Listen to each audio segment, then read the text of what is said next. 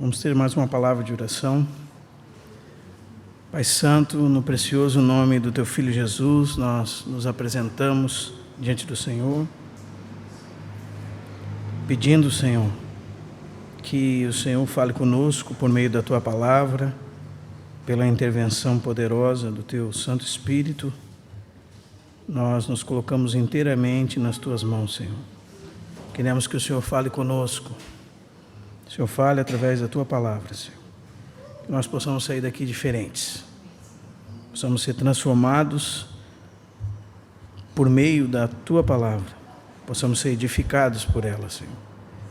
Possamos ser lavados pela lavagem de água pela palavra.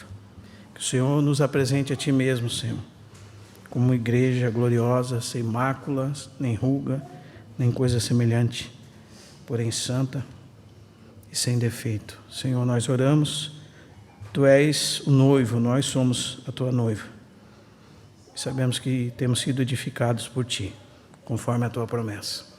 E Senhor, confiados na Tua promessa, que estaria conosco todos os dias, confiados na Tua promessa, que sem Ti nada poderíamos fazer, confiados na Tua promessa, que Tu mesmo edificaria a Tua igreja, é que nós oramos. No precioso nome de Jesus. Amém. Irmãos, vamos abrir a palavra de Deus na primeira epístola de Paulo aos Tessalonicenses. Vamos fazer a leitura do verso 1 ao verso 10.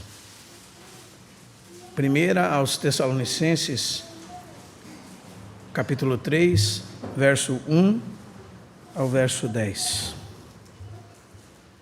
Gostaria de pedir aos irmãos que acompanhassem durante toda a exposição da palavra com os olhos nas suas Bíblias. Esse é um costume que muitas vezes nós perdemos. É importante que nós tenhamos atenção na voz do Senhor que fala conosco, por misericórdia, através de homens falhos e fracos como nós, e coloquemos os olhos na sua bendita palavra. Então diz assim a palavra de Deus: pelo que não podendo suportar mais o cuidado por vós, pareceu-nos bem ficar sozinhos em Atenas, e enviamos nosso irmão Timóteo, ministro de Deus no Evangelho de Cristo, para em benefício da vossa fé, confirmar-vos e exortar-vos, a fim de que ninguém se inquiete com estas tribulações, porque vós mesmos sabeis que estamos designados para isto. Pois quando ainda estávamos convosco, predissemos que íamos ser afligidos, o que de fato aconteceu e é do vosso conhecimento. Foi por isso que, já não me sendo possível continuar esperando, mandei indagar o estado da vossa fé, temendo que o tentador vos provasse e se tornasse inútil o nosso labor. Agora, porém, com o regresso de Timóteo, vindo do vosso meio, trazendo-nos boas notícias da vossa fé e do vosso amor, e ainda de que sempre guardais grata lembrança de nós, desejando muito ver-nos, como aliás também nós a vós outros. Sim, irmãos, por isso fomos consolados acerca de vós, pela vossa fé, apesar de todas as nossas privações e tribulação. Porque agora vivemos, se é que estáis firmados no Senhor. Pois que ações de graças podemos tributar a Deus no tocante a vós outros, por toda a alegria com que nos regozijamos por vossa causa diante do nosso Deus, orando noite e dia com o máximo empenho para vos ver pessoalmente e reparar as deficiências da vossa fé até aqui. Irmãos, nós estamos estudando a epístola de Paulo aos Tessalonicenses, e eu lembrava aos irmãos, sempre lembro aos irmãos, o verso 7 do capítulo 1, que diz: de sorte que vos tornastes um modelo para todos os crentes na Macedônia e na Acaia.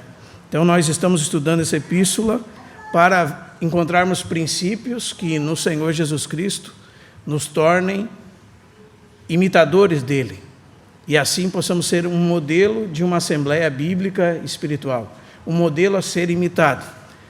As pessoas não nos imitarão porque nós somos em nós mesmos capazes de alguma coisa, mas porque Cristo tem impresso o seu caráter em nós pelo seu Espírito Santo. E por conta de nós sermos parecidos com Cristo, podemos, como assembleia, não só como indivíduos, sermos dignos de sermos imitados, não por conta de nós mesmos, mas por causa de Cristo. E na nossa última reunião nós vimos um pouco do valor da família de Deus. Sei que os irmãos lembram.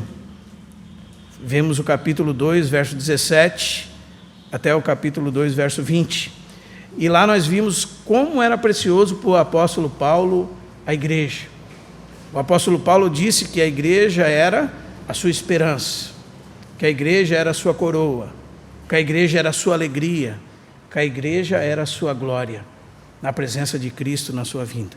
E por conta disso nós vimos o interesse de Paulo, de que ainda que estivesse separado deles de corpo, mas o coração deles estava unido.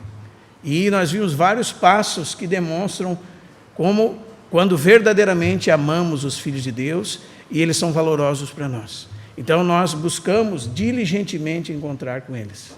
Como ele diz no capítulo 2, verso 17, ele diz assim: nós, irmãos orfanados por breve tempo da vossa presença, não porém do coração, ele diz, com tanto mais empenho, diligenciamos com grande desejo ir ver-vos pessoalmente. Os irmãos percebem, irmãos? Sempre que nós realmente somos atingidos pela verdade, ela se torna em nós uma expressão prática. E isso, irmãos, é muito difícil nós dizermos, mas é uma infelicidade nós vivermos como meio cristãos. Sabe? É uma infelicidade quando você vê pessoas que professam a fé em Jesus, que as suas atitudes exteriores não condizem com a palavra de Deus. Não condizem com a expressão viva de ter em Cristo em si.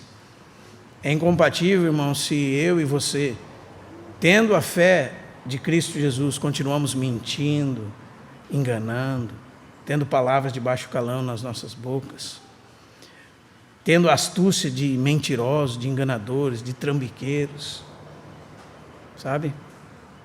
Ou que somos promíscuos no nosso olhar ainda, sendo filhos de Deus. É uma tristeza sermos cristãos pela metade, uma tristeza. E, na verdade, é a manifestação da nossa derrota. E, irmãos, por isso que eu falo que sempre, quando nós recebemos de Cristo alguma verdade, ela deve se manifestar na nossa expressão prática. Então, eu gostaria de fazer um apelo a todos nós, como filhos de Deus que somos. A Bíblia diz: aquele que roubava, não roube mais. Aquele que mentia, não minta mais. Aquele que se prostituía, não faça isso mais. Aquele que andava conforme o curso desse mundo, não ande mais assim. Nós fazíamos isso outrora. Agora temos que ser cristãos integrais, inteiros. Você deve ser cristão aqui e cristão amanhã, na terça, na quarta, na quinta-feira. Deve haver uma expressão prática de verdade na sua vida. Do seu deitar ao seu levantar, do seu levantar até o seu deitar. Deve existir uma expressão prática de vida cristã. Você mentia, agora você não mente mais. Você falava palavras baixas, agora você não fala mais. Essa não é mais a sua linguagem.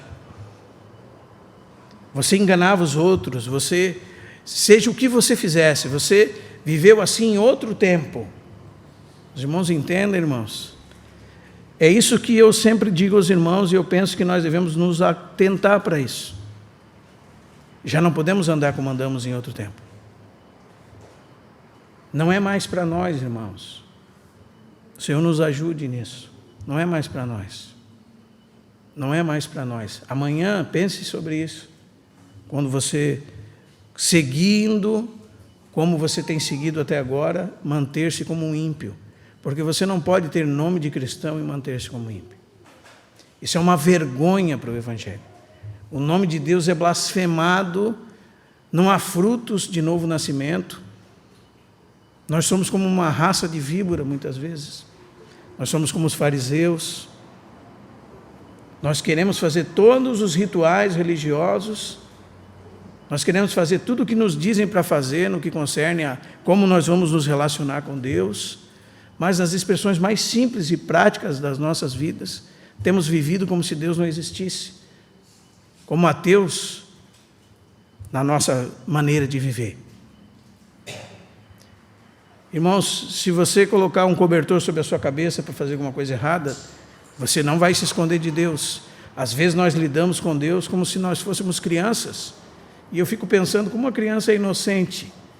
Ela coloca as duas mãos na frente dos olhos e diz, ninguém está me vendo. Não é assim que ela faz? E nós já somos homens e mulheres feitos. E nós seguimos fazendo assim no que concerne a Deus. Nós fingimos que Deus não está vendo. Nós lidamos com Deus como se Deus não estivesse do céu observando os homens na terra. Que o Senhor nos ajude, irmãos. Por isso que eu digo, quando nós temos vida real dentro de nós, deve haver uma expressão exterior. É isso que Jesus disse quando estava conversando com Nicodemos, e disse assim, o vento sopra para onde quer. Ouves a sua voz, mas não sabe nem de onde vem, nem para onde ele vai. Assim é todo aquele que é nascido do Espírito. É verdade que nós estamos vendo nos últimos dias vários desastres com vendavais. Ninguém está vendo o vento, irmãos, não é? Mas ninguém pode negar a ação do vento sobre as coisas exteriores. Ele está destruindo, está empurrando os telhados das casas. Ninguém está vendo o vento, mas ninguém pode ignorar os efeitos do vento. Então ninguém está vendo aqueles que nasceram de novo genuinamente. Mas, de fato, se nasceram de novo genuinamente, não pode ocultar-se as boas obras dentro deles. É isso que Paulo fala em 1 Timóteo capítulo 5, nos últimos versículos. Que os pecados de alguns homens, eles aparecem, são notórios e levam a juízo. Ao passo que de outros, só mais tarde se manifestam. Eles dão a mesma sorte às boas obras. Cedo se evidenciam. E quando assim não seja, não podem ocultar-se. Ou seja, se você é um cristão genuíno, aquilo que você faz para o Senhor, aquilo que brota da sua natureza regenerada, é impossível de ocultar-se. Os irmãos entendem, irmãos? Às vezes nós temos que dobrar os nossos joelhos e nos questionar sobre a nossa regeneração. Faz muito bem, faz muito bem. Porque o Senhor vai usar um momento como esse para nos convencer de que se nós estamos caminhando exteriormente, conforme deveríamos caminhar em Cristo. Amém?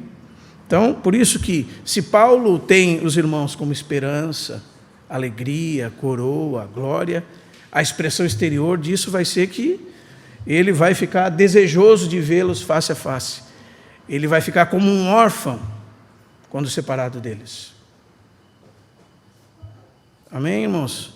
Não adianta nós dizermos que amamos a Deus se odiamos o nosso irmão.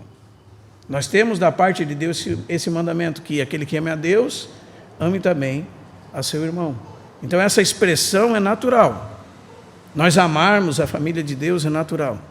Por isso parece uma contradição, tantos cristãos professos, dizendo de se isolar, é o momento de eu estar sozinho, eu estou na caverna de Elias. Isso tudo é uma grande bobagem, irmãos. Nós somos chamados para a comunhão. Nós não fomos chamados para o isolamento. E sabemos da complexidade que é a comunhão. Há muitas dificuldades na comunhão, por causa da nossa carnalidade, por causa do nosso pecado, por causa do nosso ego, por causa do nosso mundanismo. Há muita dificuldade na comunhão. Então agora eu preciso enxergar o Rodrigo em Cristo. Então eu vou começar a discernir aquilo que do Rodrigo é de Cristo e aquilo que é do Rodrigo mesmo. E vou colocar os pingos nos is, cada coisa nos seus devidos lugares, e vou conseguir ter uma relação adequada em Cristo com o Rodrigo. Se eu andar em integridade, em inteireza de coração, na luz, né? Como disse João na sua primeira epístola, no capítulo 1, verso 5, se andarmos na luz, como Ele está na luz, mantemos comunhão uns com os outros. Deus é luz, e nele não há treva nenhuma. Se dissermos que mantemos comunhão com Ele e andarmos nas trevas, mentimos e não praticamos a verdade. E a luz ali tem um sentido de tantas coisas, irmão, de verdade, de realidade, de nada oculto, nada escondido, sermos nós mesmos, com todos os nossos defeitos, nossas faltas, mas integrais, homens e mulheres, cingindo-nos com a verdade. Então nós teremos comunhão uns com os outros. E se nós pecarmos contra Deus, uns contra os outros, o sangue de Jesus nos purifica de todo pecado. Se nós estamos na luz, irmãos, nós não vamos ter dificuldade de pedir perdão. Se nós estamos na luz, nós não vamos ter dificuldade de relacionamento. Porque nós vamos caminhar na medida que o Senhor vai nos dando, tendo paciência, tendo longanimidade, sendo produzidos em nós os frutos do Espírito Santo, como está em Gálatas capítulo 5, expressando-se em nós o amor de Deus, o amor, a alegria, a paz, a longanimidade, a benignidade, a bondade, a fidelidade, a mansidão, o domínio próprio. E vamos crescer no conhecimento de Deus juntos, numa expressão prática. É tão triste, irmãos, ouvir de pessoas que professam a fé cristã, que ainda enganam os outros, que ainda ludibriam os outros, que ainda são rasteiros como serpentes em muitas áreas da sua vida. É tão triste quando nós procedemos assim. Como diz Romanos capítulo 2, o nome de Deus é blasfemado no mundo por nossa causa, quando nós caminhamos assim. Que a luz que esteja em nós não seja trevas, irmãos. Amém? Que nós possamos verdadeiramente ser integrais na nossa vida com Deus. Se você não orar, você não vai viver uma vida com Deus. Se você não tiver um relacionamento com as Escrituras, você não vai ter vida com Deus. Se você não tiver comunhão entre os outros membros do corpo de Cristo, você não terá vida com Deus. Nós precisamos uns dos outros. Nós dependemos uns dos outros. Nós lemos no começo da nossa reunião que é na comunhão da igreja que Deus ordena a sua bênção e sua vida para sempre, não é em outro lugar. É o lugar mais seguro da terra. Então, existem algumas coisas básicas, irmãos, que são expressões práticas que pode ser que você faça de maneira religiosa, não é? Desconectado da vida. Mas não é possível você estar conectado à vida de Deus, pelo Espírito de Deus, e você não orar. Não é possível você estar conectado à vida de Deus e viver como se não existissem as Escrituras impressas diante dos seus olhos. Não é possível, irmãos. É difícil você encontrar um cristão que conhece as Escrituras. É difícil, talvez, dá para contar nos dedos de uma mão só.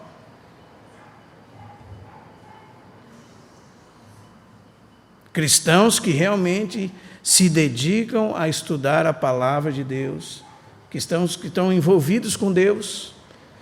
E sempre há muitos meninos no caminho, irmãos. E sempre quando você está conversando com o menino, a tendência do menino é tudo ele sabe, ele tem opinião sobre tudo. E além disso tudo ainda, podemos estar só papagaiando coisas que nós ouvimos de terceiros. Passando para frente um pão dormido. Cada um de nós tem que ouvir a voz do mestre. Cada um de nós tem que ouvir a voz do pastor. Ninguém pode fazer isso por você. Ninguém pode orar por você. Ninguém pode ler a Bíblia por você. Ninguém pode levar você para a comunhão, no sentido de fazer o seu trabalho, aquilo que Deus colocou para você fazer responsavelmente. Você deve fazer. São expressões práticas de alguém que creu no Senhor genuinamente. Ele não se importava com Deus. Agora ele se importa com Deus. Ele não se importava em agradar a Deus. Agora ele se importa, é o objetivo da sua vida agradar a Deus. Ele não se importava com a vontade de Deus. Ele queria fazer somente a sua própria vontade. Agora ele se importa com a vontade de Deus. Ele está ocupado com o propósito de Deus. Sabe qual é o propósito de Deus? É que o seu filho seja o centro de todas as coisas. É que o seu filho seja a cabeça de todas as coisas. Para que Jesus Cristo seja o cabeça sobre todas as coisas, ele foi dado à igreja, como fala Efésios capítulo 1, versos 22 e 23. A qual é o seu corpo. Então é nossa responsabilidade fazer Cristo conhecido, irmãos. É nossa responsabilidade. É através da igreja que a multiforme sabedoria de Deus se torna conhecida. É através de nós e o propósito de Deus que nós caminhamos juntos para que isso se manifeste.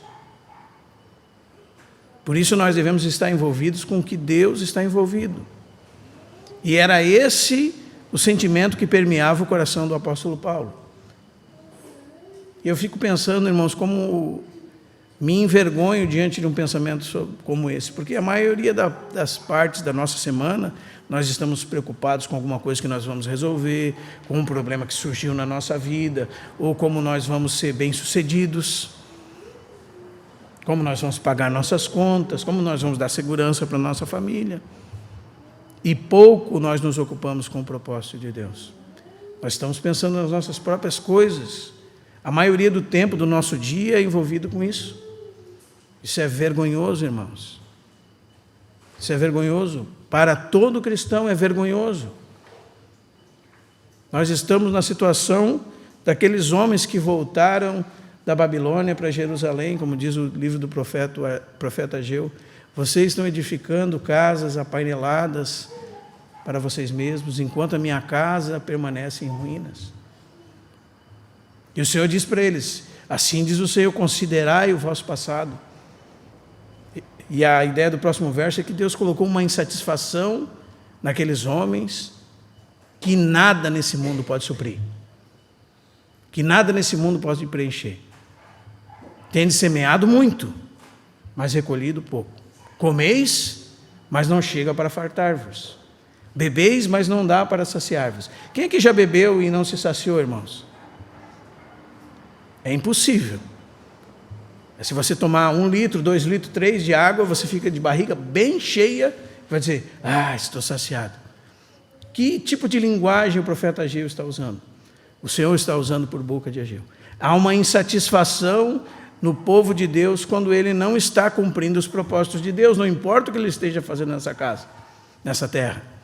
Ele come e não dá para saciar. Ele bebe e não dá para saciar. E quando mais recebe dinheiro, mais parece que ele está recebendo num saquetel furado. E Deus diz, fui eu que fiz isso. Considerai o vosso passado. Ele diz, se envolva com meus propósitos. Ele diz, subi ao monte, trazei madeira e edificai a casa. Veja, esse é onde está o coração de Deus, irmãos.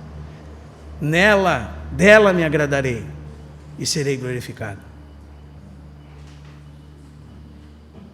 Amém?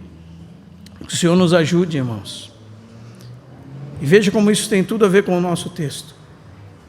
Nós podemos separar esse texto, nós vamos tratar um pouquinho essa semana, o resto em outra oportunidade. Nós vamos dividir em 2 partes principais, que é do versículo 1 ao 5, e depois do versículo 6 ao 10. Do versículo 1 ao 5, nós vemos a preocupação do apóstolo Paulo pela igreja de Deus. É a expressão de quem ama. É a expressão de quem tem neles a sua esperança. Ele diz assim, ele está preocupado com o que, irmãos? Está preocupado que a fé deles aumente. Ele está trabalhando para benefício da fé deles, como vai dizer o nosso texto. E a palavra fé aparece 5 vezes nesses 10 versos. Aparece no verso 2, no verso 5, no verso 6, no verso 7 e no verso 10. Então, se nós olhamos para a vida de Paulo e Timóteo, nós vamos ver a preocupação constante deles com os propósitos de Deus. É isso que nós vemos na vida dos apóstolos. Eles estavam trabalhando, como diz o verso 2, para benefício da fé deles. Eles estavam preocupados que Satanás, por conta das tribulações, lançassem enganos no coração deles e que o trabalho deles se tornasse vão em Tessalônica. Daí, quando ele recebe boas notícias de Timóteo, ele fala coisas tão maravilhosas, irmãos. Ele fala que aqueles homens estarem na fé era a vida deles. Ele diz assim, porque agora vivemos, se estáis firmados no Senhor. Isso é uma coisa maravilhosa, irmãos. Nós podíamos dizer assim, se a minha filha entrar nesse curso superior que ela está fazendo, o cursinho, é a razão da minha vida, não é? Se eu conseguir aquela promoção no trabalho, é a razão da minha existência. Não para Paulo, para Silas, para Timóteo, não era isso. Ele diz aos irmãos: nós vivemos se vemos que vocês estão firmes no Senhor. Para nós é uma questão de vida você estar firmes no Senhor. É a alegria do nosso coração. O Senhor nos ajude a entender isso, irmãos.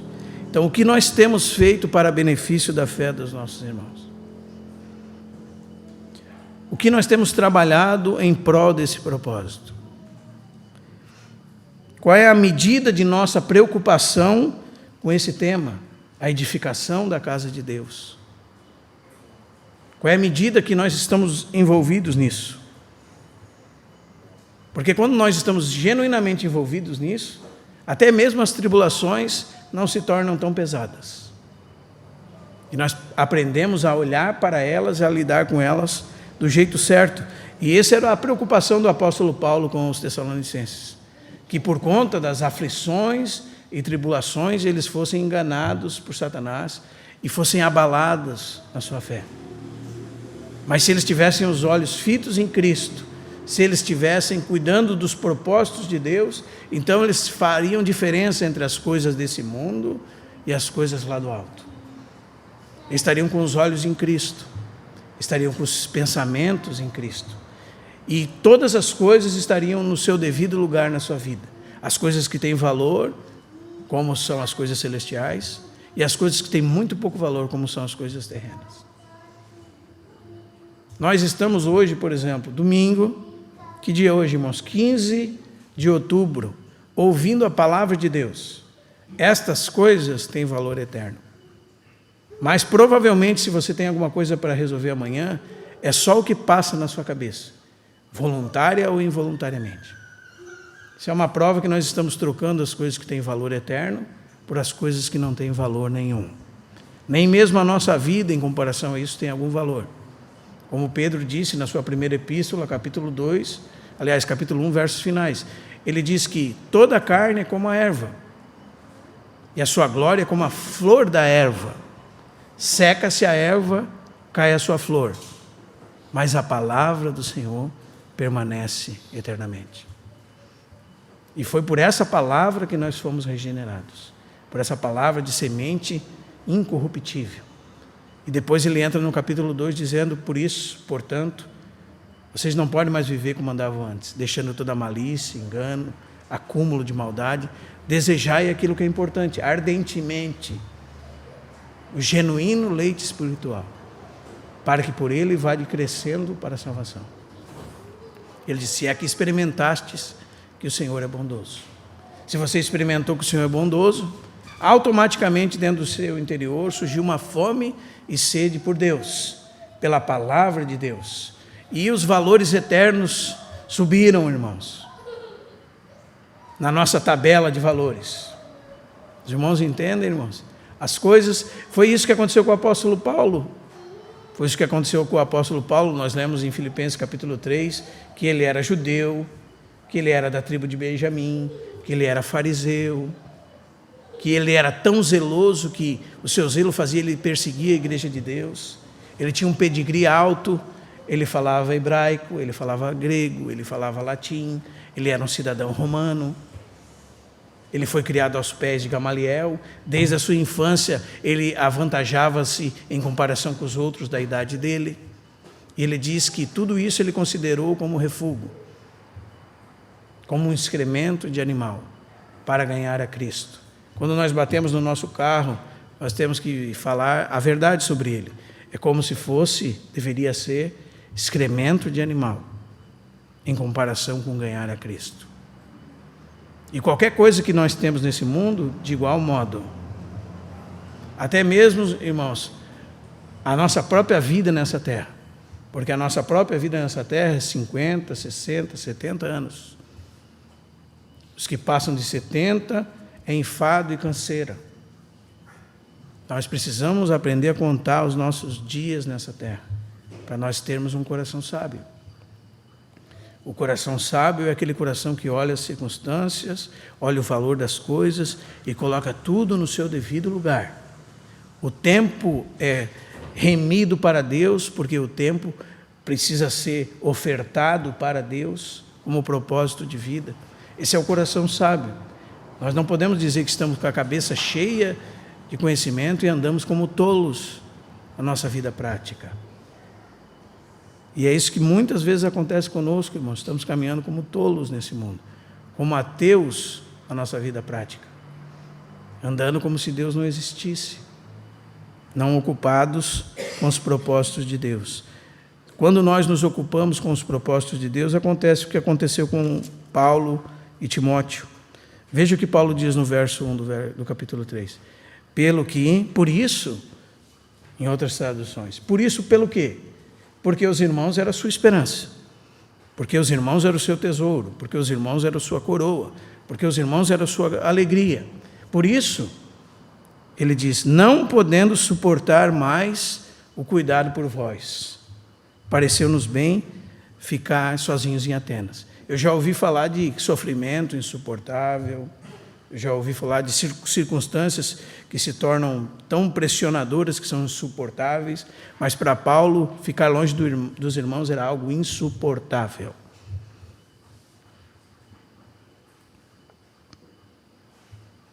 E isso é algo próprio da fé.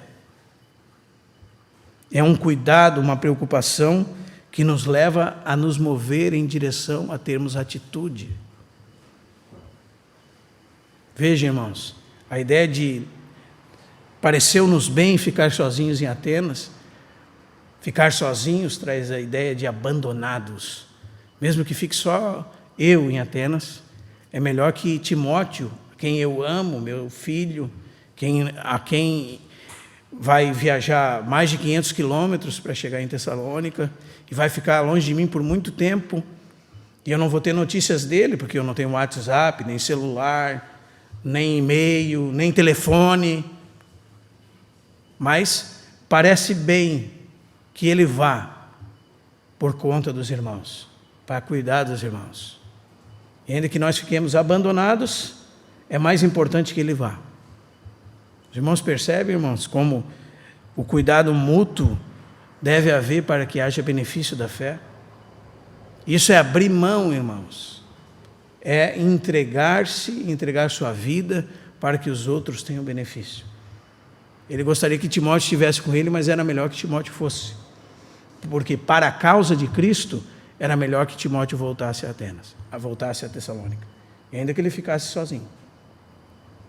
Os irmãos percebem, irmãos? E isso é uma das coisas que faz com que haja benefício na fé. Quando nós abrimos mão das coisas que parecem ser muito boas para nós, até mesmo do nosso conforto, como os apóstolos fizeram, para que haja edificação da igreja. E ele segue dizendo assim: e enviamos nosso irmão Timóteo, ministro de Deus no Evangelho de Cristo, para, em benefício da vossa fé, confirmar-vos e exortar-vos. Então, em primeiro lugar, irmãos, nós podemos pegar o exemplo de Timóteo e vermos o exemplo de um verdadeiro ministro de Deus que está trabalhando em prol da causa de Cristo, e compararmos com o que nós temos feito e aprendermos lições sobre como deveríamos agir no que concerne a causa de Deus. E nós vemos que, em primeiro lugar, nós vemos que Timóteo é quem? Um irmão. O que Paulo fala sobre ele? Acompanhe na sua Bíblia, por favor. E enviamos nosso irmão Timóteo. Hoje nós temos profissionais da fé. Você faz um cursinho, você nem é cristão, nem nasceu de novo, e você está trabalhando e diz: estou trabalhando pela causa de Deus. Não funciona assim. Se não for um irmão, né? E por outro lado nós vemos esses profissionais se impondo sobre os irmãos, e aqueles que realmente têm a autoridade de Deus se consideram como Timóteo, um irmão. Paulo fala dele em Filipenses capítulo 3, do verso 19 a 22. Paulo fala assim: espero, porém, no Senhor, falando aos filipenses, mandar-vos Timóteo, o mais breve possível, a fim de que eu me sinta animado também, tendo conhecimento da vossa situação. Ele fala aos filipenses. E ele fala de Timóteo, porque a ninguém tenho de igual sentimento, que sinceramente cuide dos vossos interesses. Esse era o propósito da vida de Timóteo, cuidar dos interesses da igreja, cuidar dos interesses da causa de Cristo. E ele fala, os demais, todos eles buscam o que é seu próprio, não o que é de Cristo Jesus. Será que nós não estamos nesse grupo aqui, irmãos? Os que buscam os seus próprios interesses e não os que são de Cristo Jesus? Mas Paulo fala dele diferente. Fala, ele serviu comigo como um filho ao Pai. E ele serviu nas mesmas palavras que está aqui nesse texto, como um diácono de Cristo. E ele era um menino jovem, frágil na sua saúde, tímido, mas a causa dele, dentro do coração dele, não era dúbia. Ele amava a causa de Cristo. Ele vivia pelos interesses de Cristo. Então o problema não era ele ter uma personalidade frágil, o problema não era ele ser tímido, o problema não era ele ter pouca saúde, como não é o problema para nós também. O problema é quando o nosso coração é dividido. Aí nós não podemos ser usados por Deus, porque o nosso coração está dividido. Ele trabalhava pelos interesses de Cristo. O texto diz, ministro de Deus no Evangelho de Cristo. A palavra ministro aí parece importante nos nossos dias, né?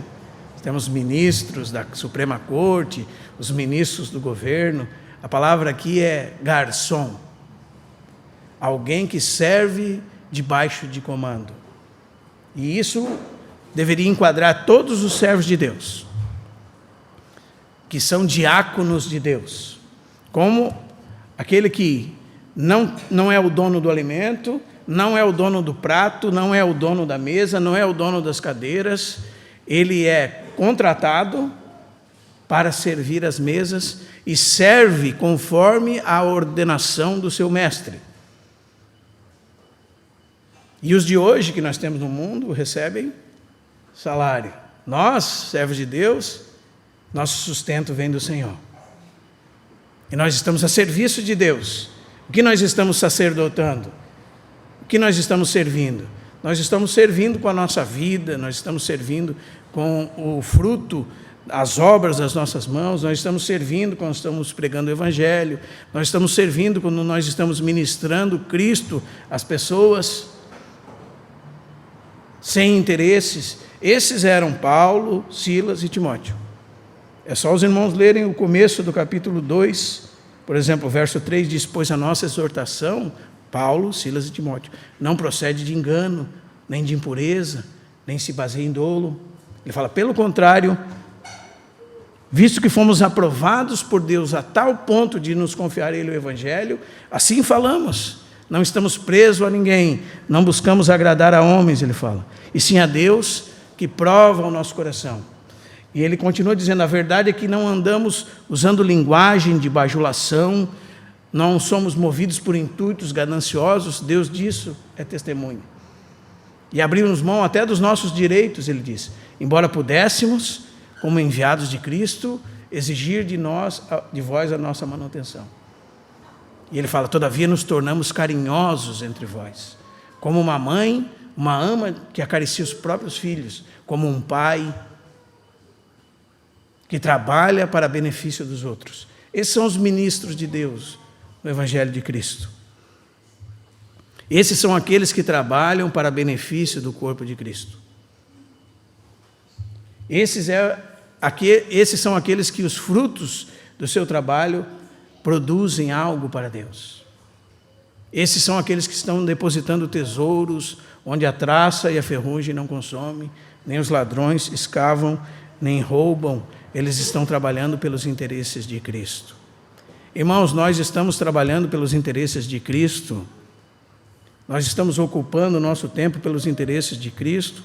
As nossas atividades nesse mundo são subservientes à causa de Cristo. Quem aqui pode levantar-se e dizer que é pelo Senhor? Como disse Josué, quem aqui pode dizer que na sua vida prática você e sua casa servem ao Senhor? Na sua vida prática, não uma frase jogada ao ar. Na sua vida prática, eu e a minha casa serviremos ao Senhor. O que vocês vão fazer, o restante do povo, eu não sei. Eu e a minha casa serviremos ao Senhor. Quem é pelo Senhor? Perguntou Moisés diante da idolatria do povo naquele dia que levantaram o bezerro de ouro. Quem é pelo Senhor? Disse: esse, levante a sua espada e mate seu irmão. Alguém que tem coragem de fazer isso, irmãos, é alguém que é realmente pelo Senhor, que não está preocupado com homem nenhum, seja quem for. Sua primeira causa, a causa principal da sua vida é agradar a Deus, não aos homens. Então, quais de nós hoje podemos levantar e dizer: eu sou pelo Senhor? Eu estou trabalhando pelos interesses de Cristo. Que o Senhor nos ajude, irmãos, a sermos pelo Senhor. E segue o texto dizendo qual foi o objetivo de Timóteo naquele lugar. E aqui há uma variante muito grande de traduções, porque são palavras difíceis de traduzir. Algumas Bíblias falam que o propósito de Timóteo era fortalecê-los e estimulá-los. Outros falam confirmá-los e exortá-los. A primeira palavra, não sei qual está na sua Bíblia, e na minha está confirmar-vos e exortar-vos. A palavra confirmar, que é parte da missão de Timóteo, significa estabelecer, confirmar a obra de Deus na vida deles. Sabe quando você olha e vê que realmente algo aconteceu naquele lugar da parte de Deus? É como quando Barnabé chegou em Antioquia e viu a graça de Deus nos irmãos. Ou seja, Deus está trabalhando no meio daqueles. Ali está Deus trabalhando. Quando Deus está trabalhando, a transformação de vida, a mudança de caráter, não há muito barulho, irmãos. A realidade espiritual, Deus está trabalhando. E um dos trabalhos de Timóteo em Tessalônica era testificar que eles estavam no caminho de Deus, que eles estavam diante da fé genuína. Claro, porque eles estavam diante de fogo, de tribulação, de perseguição por conta da fé. E talvez, como era a preocupação de Paulo, muitos deles poderiam pensar: nossa, mas se nós estamos sofrendo tanto assim, é provável que nós estamos fazendo alguma coisa errada. Como é a teologia dos nossos dias, né? E como pode ser, irmãos, que tantas vezes que acontece alguma coisa errada, difícil nas nossas vidas, nós não notemos, mas isso está incutido no nosso subconsciente. Se nós estamos fazendo alguma coisa errada, nós estamos desagradando a Deus. Não é verdade? De tanto que nós ouvimos informações equivocadas. Nós vamos ver mais adiante que o sofrimento é algo normativo do povo de Deus nessa terra. Nós iremos sofrer nessa terra. Deus não é culpado de nada disso. Não foi Deus que tirou o seu ente querido, não foi Deus que fez você perder seu emprego nesse sentido. Deus não está brincando com você. Os males desse mundo são por conta do pecado. Isso nós aprendemos lá quando éramos crianças com o catecismo. Qual a miséria do estado em que o homem caiu? E o texto diz: ele perdeu comunhão com Deus, está debaixo da sua ira e maldição, sujeito a todas as misérias dessa vida, a morte e as penas do inferno para sempre. Não é culpa de Deus. A miséria desse mundo não é culpa de Deus. É culpa do pecado em que caiu toda a raça humana. Os irmãos estão entendendo, irmãos? E quando nós nos tornamos cristãos, nós fomos transportados de um reino das trevas para o reino da luz. Agora esse reino maligno é oposição contra nós. Nós éramos aliados deles, agora são nossos inimigos, estão em oposição contra nós. Se estão em posição contra nós, haverá luta, haverá sofrimento, haverá tribulação. Essa é a normativa de qualquer cristão. E precisava que Timóteo chegasse naquela cidade e dissesse: isso confirma que vocês são crentes. É só voltarmos, por exemplo, no capítulo 1, verso 5, onde diz: porque o nosso evangelho não chegou até vós, tão somente de palavra, mas sobretudo em poder, no Espírito Santo e em plena convicção, assim como sabeis ter sido o nosso procedimento entre vós e por amor de vós. Efetivamente vos tornastes imitadores nossos e do Senhor. Em que ponto, Paulo? Tendo recebido a palavra em meio de muita tribulação, com alegria no Espírito Santo. Então, a tribulação é normativa na vida de um filho de Deus. Porque há um mundo inteiro de inimizade contra ele. Então, se nós estamos parceiros, estamos numa boa no mundo, irmãos, o que será da nossa fé? Será que existe fé genuína? A segunda missão de Timóteo nesse versículo fala de exortação. Ele foi enviado por Paulo para confirmar a fé deles e para exortá-los. Palavra preciosa, que tem tudo a ver com aquilo que nós fazemos quando estamos reunidos. Poderíamos dizer que essa palavra significa colocar o corpo dentro. Sabe, o contrário é tirar o corpo fora. Colocarmos no lado de. Colocar-se no lado para exortar, para estimular, para consolar, para suportar. É o que está por trás dessa palavra. Por isso que vai ter estímulo, consolo, exortação, vão ter diversas traduções. Porque a palavra tem todos esses sentidos. Porque a ideia é se colocar ao lado para auxiliar.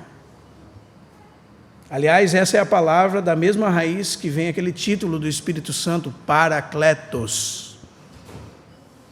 A palavra que é parakaleo. Que lá em João capítulo 14 está assim: eu não vos deixarei órfãos, eu enviarei outro Consolador, é essa a palavra. Aquele que se põe ao lado para auxiliar em tudo que o outro precisa. E esse foi o envio de Paulo para Timóteo. Essa era a missão de Timóteo. Vá a Tessalônica e se ponha ao lado deles para tudo aquilo que eles precisarem. Para estimulá-los, para consolá-los, para exortá-los, para admoestá-los. É isso que nós temos como papel, cada um de nós na igreja. Por isso que nós nos estimulamos, como fala Hebreus capítulo 13, ao amor e à prática das boas obras. Como fala Hebreus capítulo 10, diz: não deixemos de congregar, como é costume de alguns. Antes, façamos admoestações durante o tempo que se chama hoje. Os irmãos percebem, irmãos? Se os irmãos quiserem abrir lá em Hebreus capítulo 10, fala isso. Façamos, 25, admoestações, e tanto mais quando vedes que o dia se aproxima.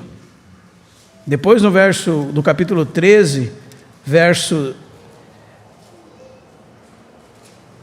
15, diz assim: por meio de Jesus Cristo, pois ofereçamos sempre a Deus sacrifício de louvor, que é fruto dos lábios que professam o seu nome. Não negligencieis igualmente a prática do bem e o que mais? A mútua cooperação. Pois com tais o quê? Aqui você tem alguns sacrifícios. De você e eu como sacerdotes funcionando na casa de Deus. As palavras de louvor, frutos dos lábios que professam o seu nome, as boas obras e a mútua cooperação. Pois com tais sacrifício, o que acontece? Deus se apraz. Então, Timóteo tinha essa missão em Tessalônica, colocar os ombros juntamente com os irmãos. Então, levanto a pergunta: irmão, você está colocando os ombros juntamente com os irmãos? Para a cooperação e edificação do corpo de Cristo, para a consolação, para estímulo, para a exortação, para exortar e ser exortado, para consolar e ser consolado, para admoestar e ser admoestado, para estimular e ser estimulado. Se nós estamos fazendo isso, se nós estamos nos apresentando como irmãos, servos de Deus, diáconos a serviço de Deus, então estamos no trabalho de Deus, colocando os ombros uns com os outros para a edificação do corpo de Cristo. Mas além disso, irmãos, falando ainda dessa contribuição para o benefício da fé comum, nós precisamos ter clareza diante das tribulações. E é isso que nos mostra os versículos 3 a 5. A fim de que ninguém se inquiete com estas tribulações. Veja que importante isso. Porque vós mesmos sabeis que estamos o quê?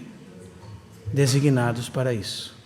E Paulo fala, pois ainda quando estávamos convosco, predissemos que íamos ser afligidos, o que de fato aconteceu e é do vosso conhecimento. Então nós não podemos nos abalar diante das tribulações. A palavra é inquieteis, a fim de que ninguém se inquiete. Ela tem um sentido, é bem difícil encontrar o significado dessa palavra. Outro que vai ter um monte de traduções diferentes. Abalar, tremer. A ideia de um cachorro balançando o rabo. Tem até um sentido de uso do próprio diabo como mostrando que a tribulação que você está sofrendo não é para você, não é? Se você está sofrendo tribulação é porque você entrou em alguma enrascada, né? Mas isso não é para você, você é um vitorioso. E ele vai com a sua cilada enganando os irmãos como um cachorro com o rabo balançando. Você olha, distraindo, iludindo, todos esses são sentidos por trás dessa palavra. Mas além de todos, há esse negócio de abalar, de tremer diante da tribulação. E é isso que acontece conosco, não é verdade, irmãos? Acontece um problema, uma dificuldade, um sofrimento, e qual é a tendência? Fraquejar na fé, abalar, tremer. Por quê? Porque nós não sabemos que é normativo do crente sofrer. Porque nós ouvimos tantas coisas erradas com respeito a isso, que nós não admitimos sofrer. Imagine se acontecesse conosco o que aconteceu com Jó. E a Bíblia diz que ele era homem íntegro e justo, que se desviava do mal. E num só dia ele perdeu todos os seus bens, todos os seus filhos. Não foi assim que aconteceu? De uma só vez, num único dia. E Satanás voltou a falar com Deus a respeito dele, Deus afirmou de novo, tens visto o meu servo Jó? E Satanás disse o que para Deus? Pele por pele, tudo que o homem tem dará pela sua vida. Isso é verdade, irmãos. Se nós dermos vazão ao pecado, tudo que temos daremos pela vida. Toca na carne dele e verá que blasfemará contra ti. E Deus permite ele encher Jó de tumores dos pés à ponta da cabeça. E Jó perdeu tudo que tinha, perdeu toda a sua família, perdeu sua saúde, perdeu seus amigos. Foi isso que aconteceu com Jó. E era um homem fiel, justo e íntegro diante de Deus. E Deus precisava trabalhar com ele por meio daquelas circunstâncias. Os irmãos percebem, irmãos? E diante daquelas circunstâncias, ele foi tentado a pecar contra Deus. E essa é a estratégia do diabo. Mas, se nós seguirmos lendo o verso 3, nós vamos ver que a tribulação para nós é algo comum e normativo. A tribulação é algo comum na vida do cristão. O verso diz assim, porque vós mesmo sabeis que estamos o quê? Designados para isto. Paulo falou isso em 2 Timóteo, todos aqueles que querem viver em Cristo piedosamente sofrerão perseguição. Sofrerão tribulação. Isso aconteceu com os profetas do Antigo Testamento, isso aconteceu com o nosso Senhor Jesus, isso aconteceu com os apóstolos, Isso aconteceu com os nossos irmãos na história da igreja, e isso acontece com os nossos irmãos ainda no dia de hoje. É uma coisa comum da vida do cristão. Como está, por exemplo, em 1 de Pedro, capítulo 5,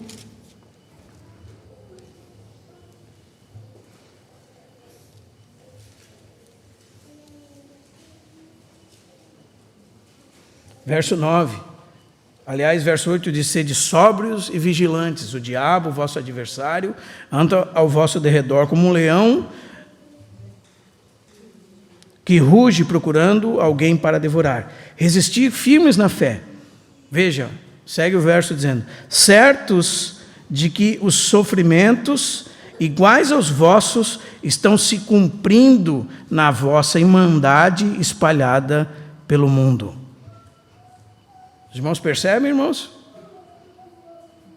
Paulo fala isso, em outras palavras, no 2º capítulo de Filipenses, os versos finais.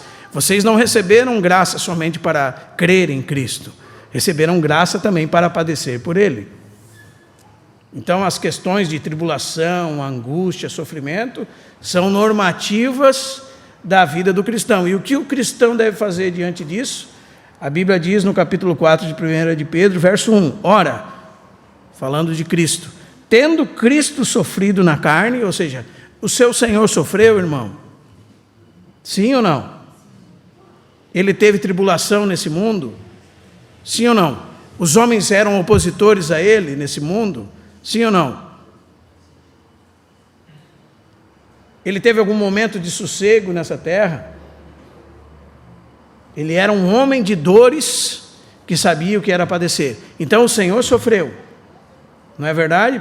Pedro está falando. Ora, tendo Cristo sofrido na carne, veja o que diz: armai-vos também vós do mesmo pensamento.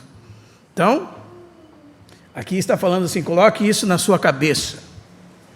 Coloque isso dentro da sua cabeça. Ser cristão não te priva de sofrimento. Cristo sofreu. Armai-vos do mesmo pensamento. E ele segue dizendo: para que no tempo em que vos resta na carne, não vivais de acordo com as paixões dos homens, mas segundo a vontade de Deus.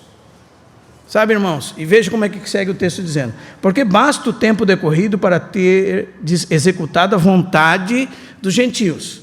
Por que está falando isso? Porque a nossa tendência diante dos sofrimentos é retroceder, voltar atrás, começar a fazer a vontade da carne, porque vai dar sossego. Não é? Se nós estamos cumprindo aquilo que os homens estabeleceram do mundo para nós, não vamos ter problemas com eles, não vamos ter problema com ninguém. Estamos fazendo a vontade deles, estamos em inimizade agora contra Deus, não é? Mas quando nós começamos a fazer a vontade de Deus, teremos problema com os homens, porque a vontade dos homens, a vontade da carne, a vontade do pecado é oposição a Deus, não está sujeito a Deus, não pode estar. O pendor da carne é inimizade contra Deus. E Paulo, quando nos estimula em Romanos 8, diz: vós, porém, não estáis na carne, mas no Espírito. A origem da vitalidade que você e eu temos agora é espiritual, que nos dá capacidade para vivermos no Espírito e não cumprir as concupiscências da carne. E se nós vivermos no Espírito e andarmos no Espírito, então teremos aflição nessa terra. Teremos aflição nessa terra. Arme a sua mente com esse pensamento: Cristo sofreu, nós também vamos sofrer. O Senhor Jesus disse: no mundo tereis aflições. João capítulo 16. Eu, porém, lembrem disso, venci o mundo. Amém, irmãos? Então é uma coisa normativa. E aconteceu com Paulo. Paulo diz no verso 4: porque ainda quando estávamos convosco, predissemos que íamos ser afligidos. E só você lê o capítulo 17 de Atos, e você vai ver quanto eles sofreram. Eles tiveram que fugir de Tessalônica. Os judeus daquela cidade chamaram um monte de homens dentre a malandragem e fizeram acusações contra Paulo e levaram Jason diante das autoridades daquela cidade. Jason teve que pagar fiança. E a ideia é que ele assinou um documento em que Paulo nunca mais poderia voltar a Tessalônica, sob pena. E daí ele foi liberado naquele dia. Então, quando Paulo estava com eles, disse: nós seremos afligidos. Essa é a coisa normal para nós. É isso que ele disse em Atos capítulo 20. O Espírito Santo já me disse que de cidade em cidade teremos cadeias e perseguições. Paulo chegava numa cidade e não perguntava onde estava o palácio da cidade. Ele perguntava onde estava a cadeia, que provavelmente era para lá que ele ia. Mas nós estamos buscando viver uma vida regalada nessa terra. Por isso, irmãos, somos enganados pelo diabo. O verso 5 mostra exatamente a preocupação de Paulo com os tessalonicenses, de que na tribulação fossem enganados pelo diabo. Por isso ele diz assim: foi por isso que, já não me sendo possível continuar esperando, mandei indagar o quê? O estado da vossa fé, temendo que o tentador vos provasse e se tornasse inútil o nosso labor. Que texto incrível, irmãos. Veja com que o diabo está ocupado. Veja com que o diabo está preocupado, irmãos. Na situação de aflição, de sofrimento, de tribulação de irmão, fazê-lo pecar contra Deus, tentá-lo naquela situação. Como se dissesse assim: bom, se você está sofrendo, então provavelmente você está fazendo alguma coisa errada. Não é? Se você está sofrendo, vê, se esse Paulo pregou a verdade para vocês, porque ele pregou a verdade e junto com a verdade chegou toda essa aflição, todo mundo se levantou contra vocês, todo mundo está em oposição a vocês, parece que as pessoas aborrecem vocês sem vocês terem feito nada, porque a Bíblia diz em 1 de Pedro que se é por conta do seu mau procedimento, não pense que é por causa da causa de Cristo. Muitos cristãos sofrem nesse mundo por causa do seu mau procedimento e dizem que estão sendo perseguidos. Mas se vocês estão vivendo para a vontade de Deus e o mundo se levanta em oposição contra vocês, a Bíblia diz: bem-aventurados sois. E Deus terá proveito nessa situação. Aliás, irmãos, é uma das maneiras de tratar o nosso caráter, como fala Romanos capítulo 5, verso 3. Não somente isso, nos exultamos nas próprias tribulações, sabendo que a tribulação produz perseverança. E a perseverança, em meio à tribulação, um caráter provado. E esse caráter provado, esperança. A esperança não confunde, diz o texto. O amor de Cristo é derramado em nossos corações pelo Espírito Santo que nos foi outorgado. Então, a tribulação se torna uma serva para que, perseverando debaixo de sofrimento, tenhamos um caráter provado. Provado e aprovado. E o inimigo de Deus quer fazer o quê, irmãos? O inimigo de Deus quer fazer com que a nossa fé se torne inútil no meio da tribulação. Quer fazer com que a tribulação sirva para nos afastar de Deus. Caso você fique doente, você vai se afastar de Deus e culpar a Deus por sua doença? Caso você perca um ente querido, você vai se afastar de Deus por causa da sua perca? Caso você perca tudo que você tem, que pode acontecer, sabia, irmãos? Não importa o quanto você tenha, pode perder tudo de um dia para o outro. Por isso que a Bíblia diz em 1 Timóteo 6,17, Paulo diz assim: exorta os ricos do presente século, que não sejam orgulhosos, nem depositem a sua esperança na instabilidade da riqueza.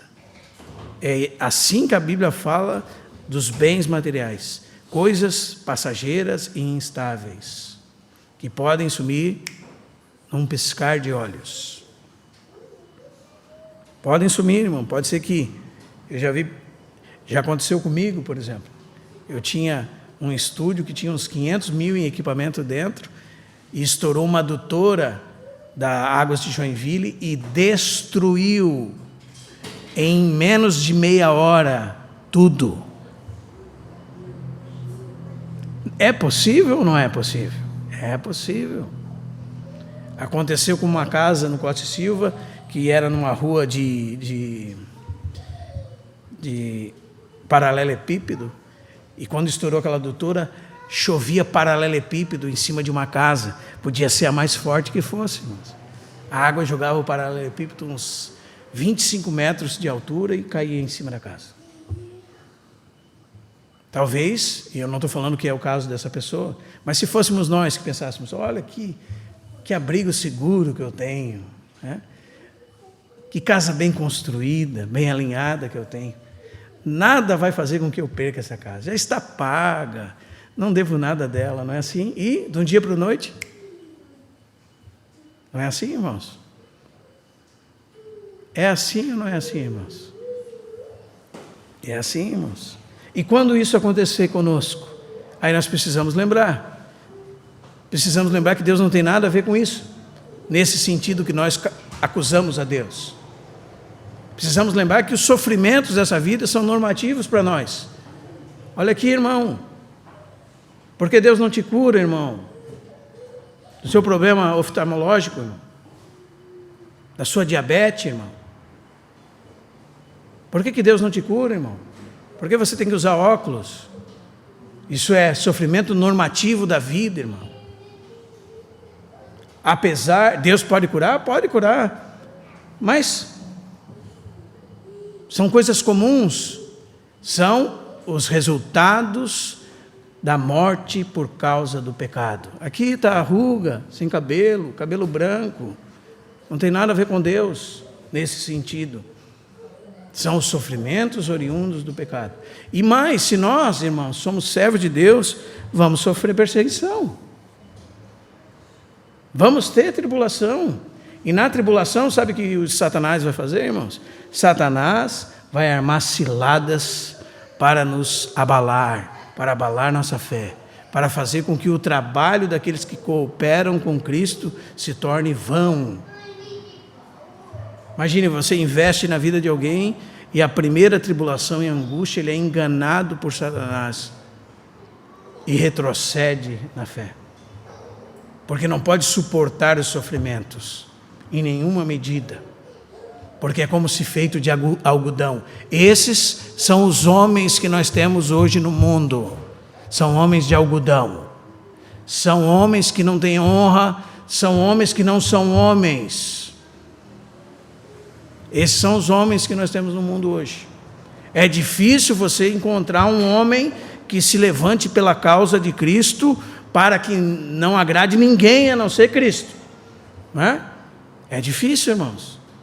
É difícil. É difícil e é uma bênção para você, irmã. Se você tiver um irmão, um homem que agrade a Cristo, ele será o melhor marido que uma mulher poderia ter.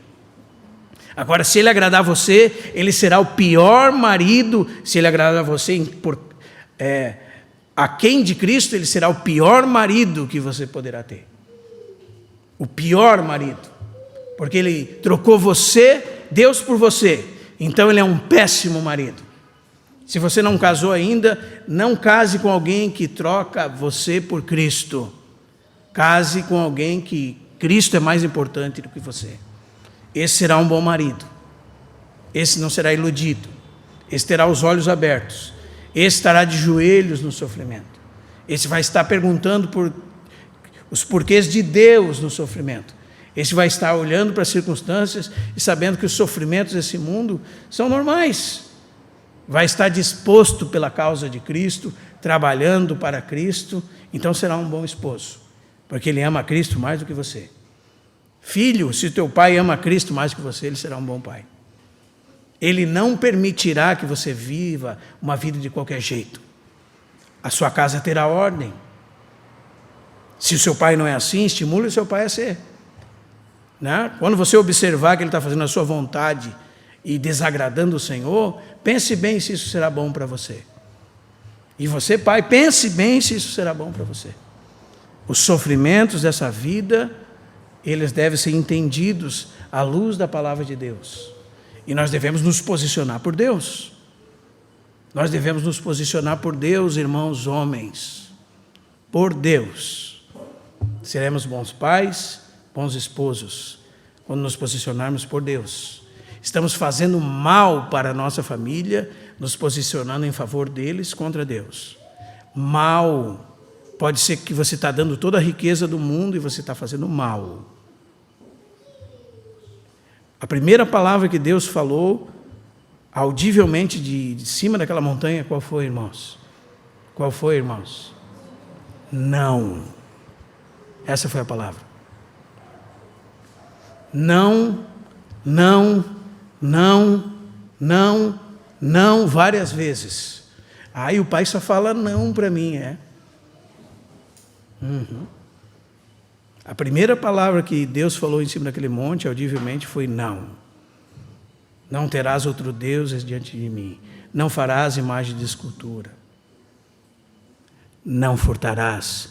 Não adulterarás. Não roubarás. Não cobiçarás. Não darás falso testemunho. Não. Não. É isso que Deus espera de nós. É aí que está a bênção de Deus, irmãos. Amém? Daí no sofrimento o que acontece? Sabe por que você está sofrendo? Não é bem assim, né? E nós começamos a mudar as nossas ideias e a nossa teologia e entramos na teologia do não é bem assim. Porque nós não queremos fazer o que Deus manda. Então nós temos que fazer como Adão, achar desculpas para não fazer o que Deus manda. E nós estamos caindo nas ciladas do diabo em meio às provações e nos apartando da fé em Cristo. O Senhor nos livre de ser bananas, homens de algodão que desagradam a Deus para agradar nossa esposa, nossos filhos ou alguém nessa sociedade pervertida e corrupta. Porque nós vamos ter que fazer, irmãos, escolhas. E eu lembrava que em Juízes capítulo 1, o Senhor disse o quê? Vocês vão entrar na terra e vocês vão matar todos eles, não vão deixar ninguém vivo. O Senhor disse para eles. E eles foram espiar a terra dos jebuseus, que era Jerusalém, e era uma cidade chamada Luz. E a Bíblia diz que no caminho eles encontraram um homem, e eles fizeram um acordo com ele, que não matariam nem ele, nem a sua casa. Sabe o que aconteceu? Uma concessão, uma única concessão. Uma desobediência a Deus, pequena, de um único homem. A Bíblia diz que aquele homem saiu daquele lugar, não foi, o juízo de Deus não caiu sobre ele, como Deus tinha ordenado, ele foi para outro lugar e edificou uma cidade chamada Luz. Ele só transportou o pecado de lugar. E ele habitou ali. E é assim que nós fazemos, fazendo concessões para o pecado na nossa vida. É assim que nós fazemos. É só isso aqui. Não, é só isso aqui, isso agrada a Deus. Isso é fazer a vontade de Deus. Se não agrada a Deus, não faça concessões. Não agrada a Deus. Porque uma dessas concessões se torna na sua mente uma cidade fortificada a serviço do diabo. E depois ela é uma fortaleza difícil de ser tomada novamente. Difícil de ser tomada. E às vezes nós fazemos concessões, irmãos, com os nossos lábios, com os nossos pensamentos, nas nossas atitudes, pequenas concessões. Damos aquele preguinho famoso para Satanás, pendurar uma carniça dele. E muitas das vezes é no meio da tribulação. Estamos sofrendo, mas só isso aqui também, né? Não faça concessões. Mais vale agradar a Deus do que aos homens. É assim que nós trabalhamos em benefício da fé. Isso é para mim, irmãos, e para você. Já essa semana, bater no peito e dizer, essa semana, Senhor, eu vou ser um homem de Deus. Vai ver, irmão, o que vai acontecer nessa semana. Depois você me conta. Se você levantar com uma postura de ser um homem de Deus, de ser um homem íntegro na presença de Deus, depois você me conta como será a sua semana. de ser um homem que vai orar, que vai dobrar o seu joelho, que vai ler a sua Bíblia, que vai trabalhar pela causa de Cristo. Depois você me conta. Se você resistir uma semana, então quem sabe você resista uma segunda semana, uma terceira semana, e quem sabe você se torne um homem valoroso de fé, né? Na perseverança de Cristo, diante de qualquer circunstância, não arredando o pé. É esse tipo de homem que Deus espera. Aqueles que, ainda com suas fragilidades e fraquezas, dificuldades, não arredam o pé, irmão. Não tiram o pé. Que eu e você sejam um homem dessa natureza, que pode ser usado por Deus apesar dos nossos pecados e fraquezas, porque nós nos colocamos numa postura de homem de Deus. Amém? Amém, irmãos? Que o Senhor fale conosco, que nós possamos dizer: eu e a minha casa serviremos o Senhor, independente das circunstâncias, dos sofrimentos. Não há o que temer, irmãos. Jesus disse isso em Lucas capítulo 12: não temeis os que podem matar o corpo e depois nada mais pode fazer.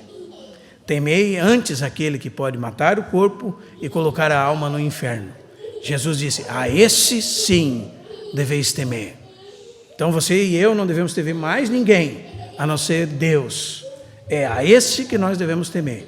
Se nós estamos com Deus, pode ser que aconteça conosco igual aconteceu com Ezequias. Senaqueribe foi diante dele e disse: esse teu Deus, né? Quem vai te livrar das minhas mãos? Olha, eu venho vindo destruindo os deuses das nações e cheguei aqui. Você acha mesmo que o seu Deus vai te livrar das minhas mãos? E naquela noite um anjo do Senhor matou 185 mil homens naquele acampamento. Sozinho. Um anjo do Senhor matou 185 soldados. 185 mil soldados. Coloque isso no mesmo lugar, irmão. Ezequias se humilhou diante de Deus. Ezequias reconheceu que só Deus poderia livrá-lo. Ezequias tomou uma postura de não fazer nenhuma concessão, porque ele mandou um mensageiro à porta de Jerusalém e disse: venham, venham, eu vou levar para vocês em outros lugares, vão ter videiras, vão ter oliveiras, vocês vão viver bem, saiam daí. Diz que dizia o mensageiro para ludibriar os ouvidos dos habitantes de Jerusalém. Mas diz o texto que eles eram bem instruídos por Ezequias a não abrir concessões para aquele rei. E não se moveram do lugar. E ele foi consultar o Senhor e o Senhor disse: eu levarei a ele como um boi que coloca o meu anzol no nariz e o carregarei de volta para a sua terra e lá ele morrerá. E naquela noite o Senhor matou 185, guarde o número, irmão, 1.000 soldados de guerra, a espada. Um anjo do Senhor, diz o texto, matou. Então, irmãos, estamos com Deus, Deus peleja por nós. Nós não precisamos temer homem algum. Nós não precisamos temer nosso patrão. Nós não precisamos fazer concessões para o nosso patrão, para a nossa esposa, para os nossos filhos, para ninguém, porque estamos com Deus. O filho que desobedece o pai, por exemplo, diz: meu pai nem serve o Senhor, então como é que eu vou fazer o que ele manda? Faça o que ele manda, irmão. A Bíblia diz em Provérbios que é Deus que move o coração do rei para onde ele quer. Se você honrar teu pai e tua mãe, o Senhor cumprirá a sua vontade na sua vida e moverá o coração do seu pai para fazer aquilo que ele quer, porque você honrou a ele na sua vida. Veja como é diferente daquilo que nós ouvimos nos dias de hoje. O meu pai nem é crente, ele não quer que eu vá para o campo missionário, então eu vou desobedecer meu pai, porque mais vale agradar a Deus do que os homens. Não, o 5º mandamento permanece de pé: honra o teu pai e a tua mãe para que te vá bem e para que sejas de longa vida sobre a terra. E se Deus quiser mover o coração do pai, da mãe, do rei, do patrão, ele vai mover. Você não vai precisar fazer nada. Você não vai precisar fazer concessão. Eu ensinava isso para Helena essa semana, lendo o livro. O patrão vendia seda, e isso era o não roubarás, ela estava aprendendo. O patrão vendia seda e ele pegou uma seda, o menino pegou uma seda estragada, era vendedor. Ele olhou para a mulher e disse: eu não posso vender esse material para a senhora, porque essa seda está com defeito. E o patrão viu ele fazer isso. E ele disse: vem cá, você não serve para vendedor. Por quê? Não, porque você falou para ela que a seda estava estragada, você não serve para vendedor. E daí ele chamou o pai do menino ao telefone e disse: pode buscar teu filho aqui, que ele não serve para vendedor. E chamou o pai veio e queria saber por quê, o que o filho tinha feito que ele não servia. E quando esse dono de loja contou, o pai olhou para ele, o pai crente, o filho crente, disse: eu que não deixo o meu filho mais um minuto aqui, porque se uma coisa que eu tenho certeza é que o meu filho serve para o trabalho.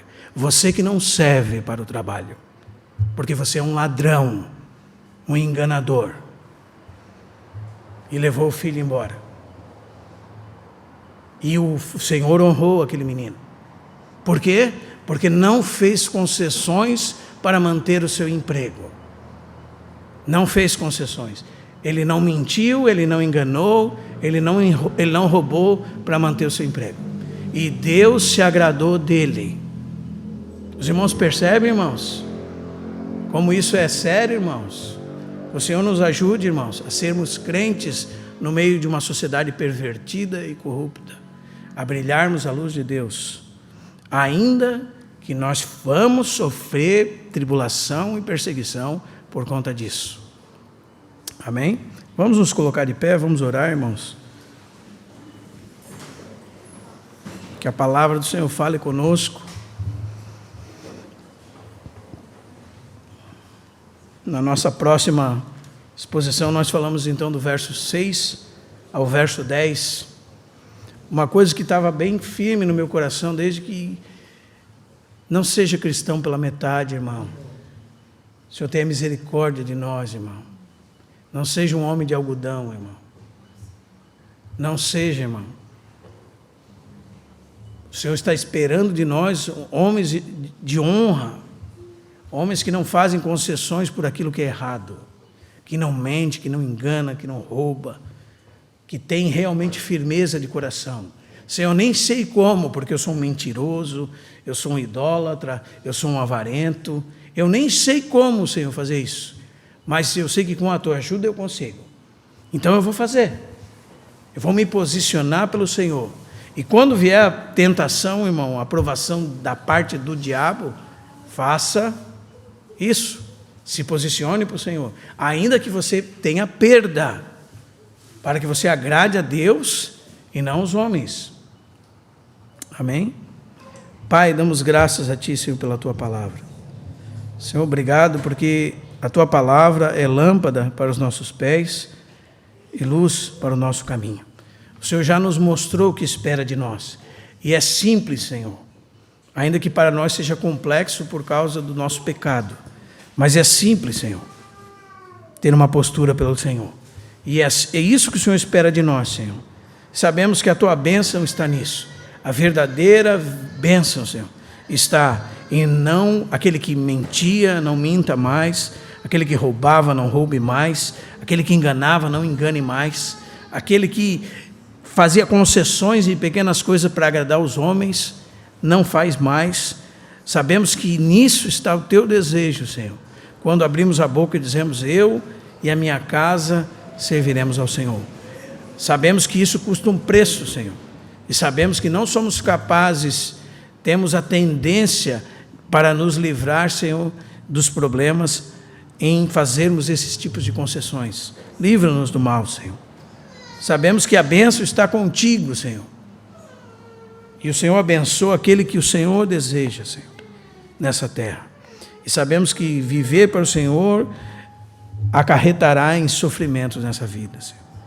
Mas ajuda-nos, Senhor, porque o Senhor disse que venceu o mundo e que nós venceríamos também. Tem misericórdia de nós, Senhor. Nós oramos e pedimos isso a Ti, Senhor, em nome de Jesus. Amém. Proclamamos, Deus, Tua palavra que a tua verdade